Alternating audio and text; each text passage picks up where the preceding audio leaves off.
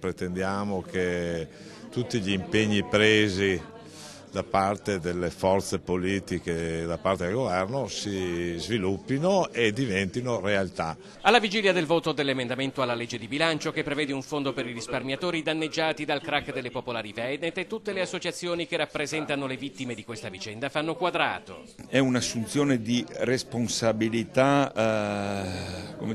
meditata e pesata, perché l'obiettivo che ci siamo dati oggi è un obiettivo comune. Nel prossimo futuro noi non molleremo un punto finché non riusciremo a ottenere sia l'emendamento che il ristoro dei risparmiatori traditi. Il 2 dicembre a Vicenza si farà il punto della situazione col sottosegretario Baretta, i parlamentari veneti e friulani, la regione e le categorie economiche. L'approvazione dell'emendamento è considerato solo un punto di partenza. Le somme previste non sono capienti, ma prevede in sé un meccanismo di poter essere rimpinguato. I soldi che intanto sono stanziati sono un primo passo, è un segnale importante ai risparmiatori, ai consumatori che purtroppo hanno subito questo grave danno. L'ipotesi che dal Parlamento arrivino brutte sorprese non viene nemmeno presa in considerazione. Se viene tradito questa prospettiva, io credo che è come fosse una resa, cioè non si vada neppure alle elezioni. I risparmiatori non intendono mollare. Sono agguerriti più che mai ed anche per questo per noi è uno stimolo per andare avanti, per portare alto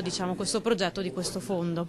Nell'immediato futuro non c'è solo il Parlamento a Roma, ma anche un appuntamento all'ONU a Ginevra. Andremo a parlare davanti a questi 200 paesi e faremo un discorso che riguarda il risparmio tradito, riguarda la società veneta, cosa ha fatto e cosa deve fare per il futuro.